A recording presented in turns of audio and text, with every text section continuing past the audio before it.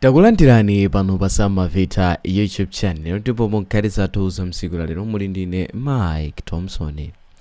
Nkhani yathu yoyamba msiku la lero ndi yakuti mtsogoleri wa dziko lino Lazarus Chakwera ati mtengo wa feteredza watsika ndipo thumba lolemera makilogramu 50 lizigulisira pa mtengo wa 90,000 kwa alimi akuluakulu. Poyankhula ku mtundu wa Malawi a Chakwera ati feteredza wotsika mtengo wa AIP ayamba kugawidwa poyambira pa mwezi wa Mawa. Ndipo President Lazarus Chakwera wapepesa kwa Malawi pa vuto la kusowa kwa mafuta a galimoto lomwe layambiranso. Iye wapereka chipepesochi pomwe amalankhula ku mtundu wa Malawi usiku wathawu. Koma mtsogoleri wa dziko linoyu wati anthu ena akuchita izi mwadala n'cholinga choti boma lawo lioneke ngati lolephera. Ndipo mmawu wake President Lazarus Chakwera wati boma lake lakambirana ndi kampani ina yomwe pano ikubweretsa mafuta a galimoto pofuna kuthana ndi vuto lakusowa kwa mafuta awa lomwe layambiranso mdziko muno. Iye akuti panakali pano ali pa nkhondo ndi magulu ena omwe akufuna kuti boma lake lilephere pa nkhani ya feteredza wotsika mtengo komanso kubweretsa mafuta a galimoto mdziko muno.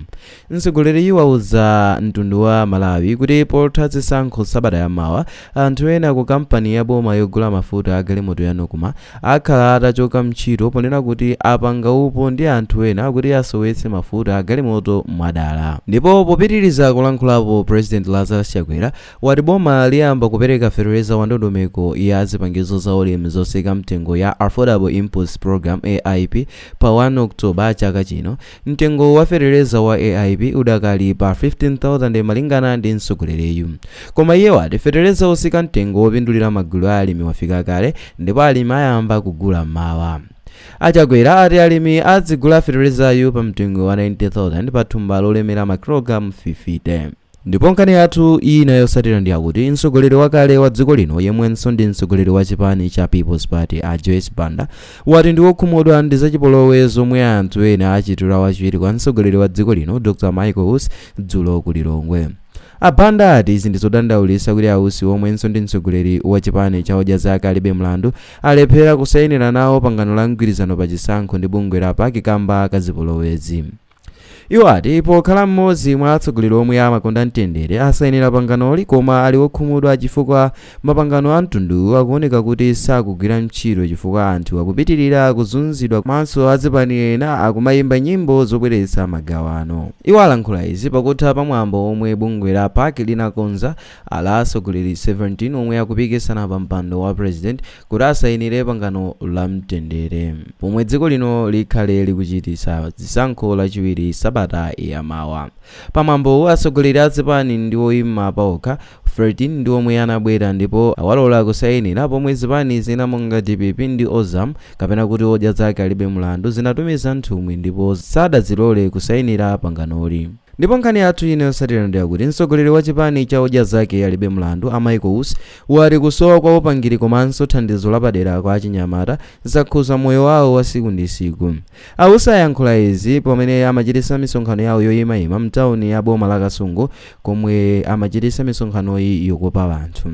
Malingana ndi Huss achinyamata ochuluka mdziko muno akusowa ntchito ngakhale mpamba ochitira malonda ati kamba kachinyengo cha anthu ena ogwira ntchito mboma omwe saganizira za miyoyo ya Malawi. Ndipo iwo adafotokoza kuti izi ndi zina mwa zomwe zawachititsa kuti akhale ndi chikhumbokhumbo chopikisana nawo pa udindo wa mtsogoleri wa dziko lino pa chisankho chikuzachi. Kotero akuti akawasankha zonsezi zidzakhala mbiri yamakedzana. Ndipo tili pa nkhani ya mtsogoleri wa odya zake alibe mlanduyu Dr. Michael Huss ati khalidwe losankhana mitundu silingathetse mavuto omwe anthu akukumana nawo kamba kuti mavutowa samaona mtundu. Huss ati Amalawi asayendere kuzavota kuti ndi a mtundu wachitumbuka kapena mchewa kapena msena kapena mlomwe. Mtsogoleri ati Amalawi akuona mavuto omwe ali mdziko muno monga kusowa kwa mafuta a galimoto pomwe kwangotsala masiku ochepa kuti chisankho chichitike. Ndipo Amalawi apange chiganizo choyenerera kuti mavutowa asapitirire. Huss ayankhula izi pa misonkhano yawo yoyimayima yomwe amachitisa ku chigawo chapakati. Ndipo mtsogoleri yemweyi wa chipani cha odya zake alibe mlandu yemwenso ndi wachiwiri kwa mtsogoleri wa dziko lino ati anthu ena osusukira udindo ndi omwe amachititsa kuti boma lizioneka ngati likugwira ntchito. Iwo ati akawasankha kukhala mtsogoleri wa dziko lino azaonetsetsa kuti munthu sakupatsidwa udindo pa zifukwa za ndale kapena mtundu. Ndipo izi alankhula pamene amachititsa misonkhano yawo yoyimayima m'boma la Kasungu. Ndipo nkhani yathu yotsatira mtsiku lalo ndi yakuti komiti yomwe ikuyendetsa msuso wa omwe akufuna kuyimira mpando wa mtsogoleri wa dziko lino yati atsogoleri a zipani za UTM, PP komanso UDF ndi omwe atsimikiza kuti atenga nawo gawo pa msuso omwe ukuchitika lero madzulo. Mtsogoleri wa dziko lino yomwenso ndi mtsogoleri wa chipani cha MCP a Lazarus Chakwera komanso mtsogoleri wa DPP a Peter Mutharika padakali pano sanatsimikize ngati atenge nawo gawo kapena ayi. Wapampando wa komiti ya Gordon Matunga kudzera mukalata yomwe atulutsa ati akuyembekezera kuti atsogoleri awiriwo atenga nawo mbali madzulo uno kuti apereke mfundo zawo kwa Malawi.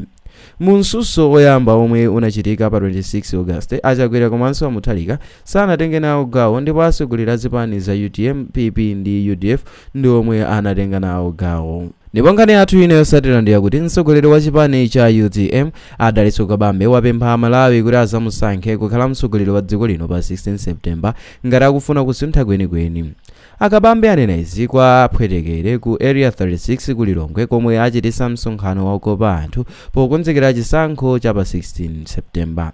Atayenda kuchokera ku Area 3 kudzera mu tawuni ya Lilongwe kukafika ku Area 36.